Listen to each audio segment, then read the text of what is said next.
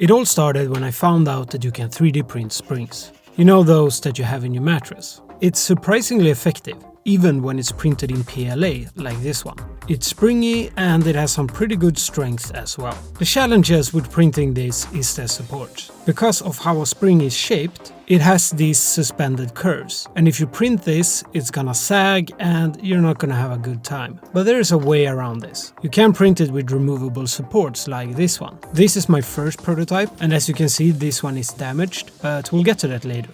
But yeah, it is possible to print, you just have to spend some time removing the supports. And then you'll have a 3D printed spring. How cool is that? I already know that this is going to be a great addition to my 3D printing arsenal. Now I just gotta figure out what I want to do with it. First, I made this contraption with 2 smaller springs. With this mechanic you can drag and release and shoot something. Could be useful for a flipper game or something similar. But for my first spring-loaded project, I needed a big and long spring. And while the supports fix the overhangs, there exists another issue. Remember my first prototype that was damaged? It was damaged because of, well, you can see for yourself. The spring is, well, springy. So to counteract this, I designed these custom supports. Basically just a structure with limbs that holds the spring in place while it prints. Kinda like an exoskeleton. It's important here to attach the limbs to the support that will get removed and not the actual spring. So do you think this will work? Well, I thought so, but the 3D printing gods had other plans. Seems like it starts to wiggle earlier than I anticipated, so I have to move down the supports. Let's try again. More limbs, more evenly distributed.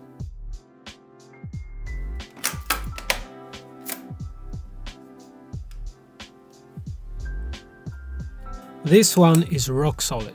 Now, I'm not a fan of doing this. I'm not a fan of supports at all. I mean, who is? It's wasteful and it's annoying, but I honestly don't know how else to design this one. If you have an idea, please let me know, because I have tons of projects that I want to print with a 3D printed spring. At a closer inspection, we can see parts where it almost could have failed. So the supports are really unnecessary evil in this case. As you can see, it's a lot of supports relative to the actual useful volume. It took me about 10 minutes to remove all the supports, but now we finally have a long working spring. Now this is printed in PLA.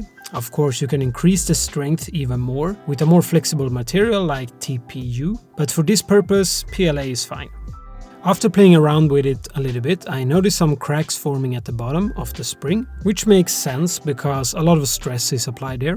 I will try and reinforce those critical areas for my next prototype. I also took some measurements of the spring.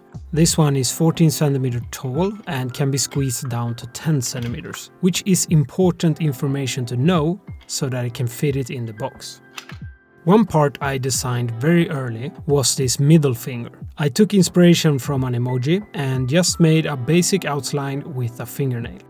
First I made a simple prototype in white. It turned out pretty well. When the Bamboo A1 is not being recalled, it's actually really good for these small prints. Before I moved over to coloring, I made sure that the middle finger could be securely fitted on my spring, which it could on the first try.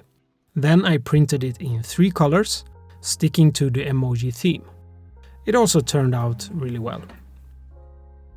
I also made a heart, if you wanna spread love instead of hate. Both are interchangeable, so you can easily just switch between them. What else shall I make to screw on here? Let me know in the comments and maybe I can make it. Of course, we can't forget about the box. The first prototype turned out pretty decent. There are some slight layer lines here and there, which is a shame, but it's just a prototype. The spring did fit, which was the important thing, and that one worked flawlessly. I made a bunch of ribbons and a lid as well. You just snap these on. But my tolerances were a bit off, so they broke. But the lid and its locking mechanism seemed to work fine. So I made a new box, and the box turned out well. A bit of stringing here, but this part will be covered by my ribbons, so doesn't matter. Let's see if my tolerances are better this time. The only part I had left now was the small bow, or so I thought. I started modeling thick loops that's just printed with overhangs because that's mostly what I've seen online. But because of layer lines, 3D printed curves don't usually look that great unless you use a really low layer height. But there's a solution. So we can make a gift bow of sorts with only one layer. Let me introduce the one layer bendable gift flower bow. Okay, maybe not one layer. Let me introduce the 3-layer bendable gift flower bow. The idea is simple. There are 5 petals that we bend into the middle where they are secured by attaching the pistil. There are 3 0.1mm layers on this one, so in total a 0.3mm thickness. I found that this thickness is pretty good for bending. Anything less and it's like fabric, and anything more and it's too stiff. 0.2mm can work.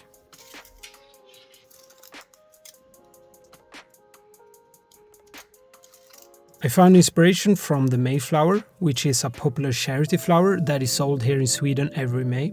I really enjoyed this design, so I made a bunch of them in different colors. Of all the things I made in this project, this flower bow is the one I'm most proud of. The actual design is super simple, and you could probably copy this in 10 minutes. But it's just good design. I mean, it prints very easily, without supports of course, and it takes almost no filament, but you still get a lot of volume. Most other 3D printed gift bows I've seen have large overhangs, takes a lot of filament and have sharp edges. In my opinion, the superior design for gift bow is making these flat designs for like 5 grams of filament and 30 minutes of print time. That looks just as good as the rest. What I hadn't thought about yet was how to attach the flowers on the box without glue. I'm not opposed to using glue, but I really want the option to vary the colors of the gift flower. So, I moved the pistil screw onto this attachment. I glued it on, then I put a hole in the flower. Now the pistil knob secures both the petals and the flower to the box. Now we can easily change the color on both the knob and the flower. Sometimes a simple solution is the best. So, where are we now? Well, we have made a very nice box. We have made some very nice flowers, gift bows. We have made 2 emoji pop-ups and a coil. But there's one issue, and I'm going to show you. So the locking mechanism that I designed, it's based on these small teeth right here. And these small teeth, they go into these small holes. And you know, it works perfectly for a normal gift box. Right? It's not too hard to open and it won't fall off. So it worked well in my initial tests. But now it can't contain the coil. See? It's not strong enough. Let me try one more time. See? The pressure from the coil is too strong for the locking mechanism inside the box. So if I let go, it's gonna open. So yeah, that's the issue. So what I've decided to do is to split the project into 2. So I'm gonna keep the gift box and I'm gonna keep these flowers because, you know, I really like them. And I'm gonna continue on this prank box. And for this prank box, we're going to need a better box with a stronger lock and a better release mechanism. And I know just the perfect thing for it.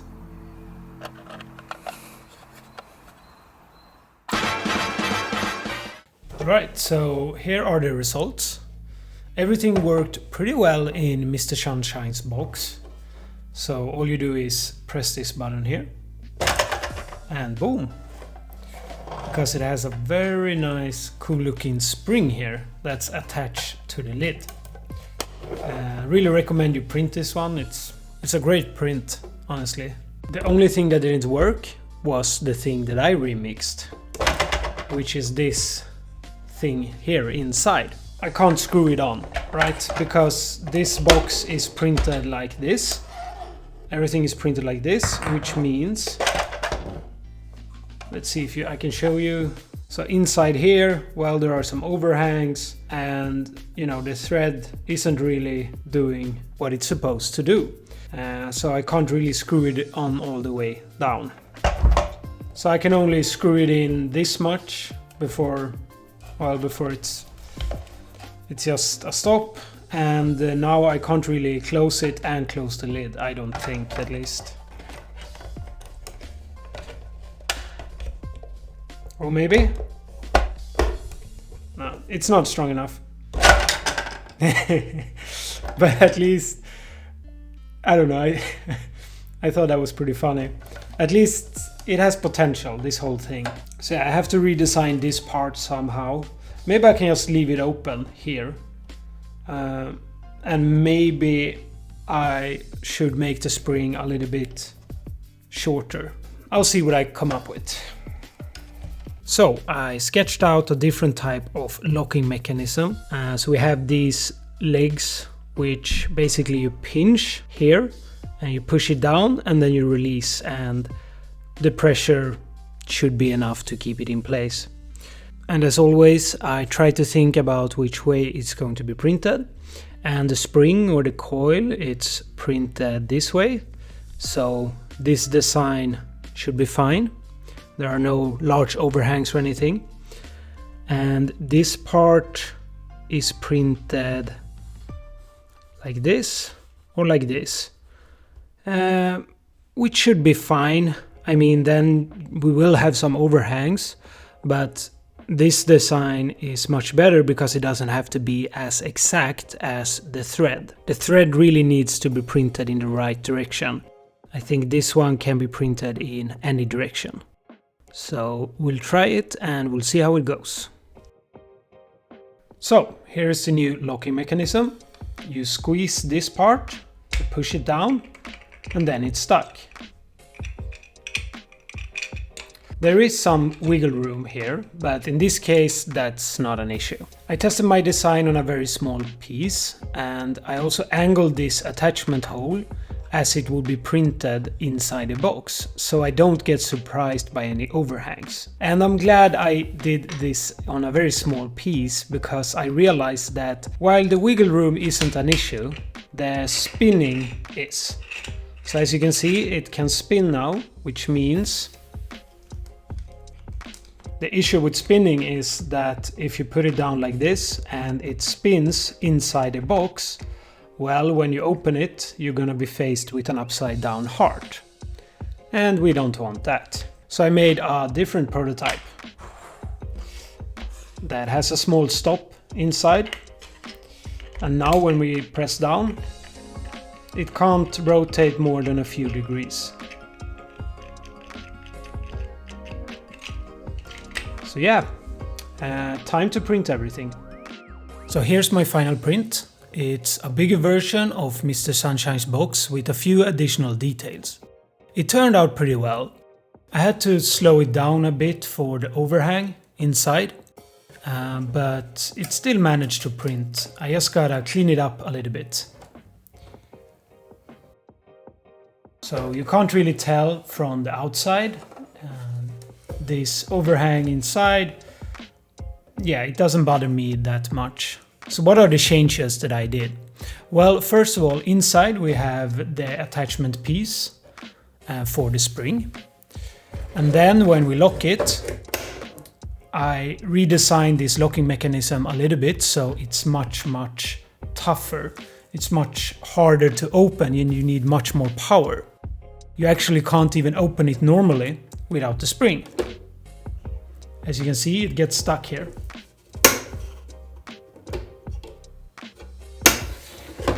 So you have to apply some additional pressure. But when we put the spring inside,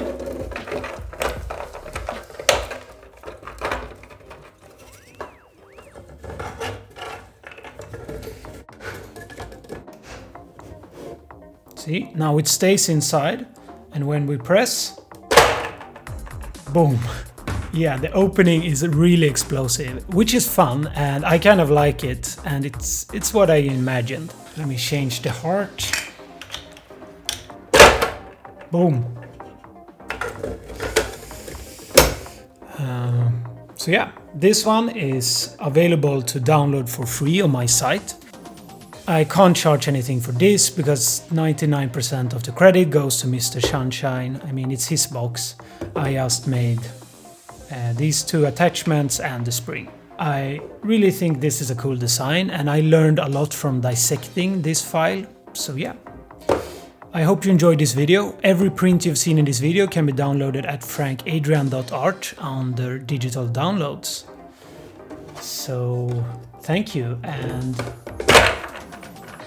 fuck you.